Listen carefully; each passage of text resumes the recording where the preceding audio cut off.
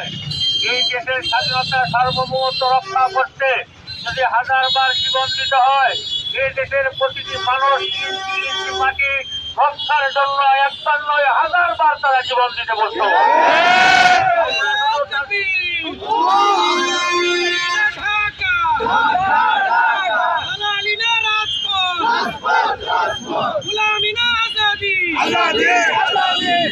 আমরা এই দেশকে ভালোবাসি, এই দেশের স্বাধীনতা সার্বভৌমত্বের জন্য আমরা হাজারবার জীবন দিতে প্রস্তুত রয়েছি।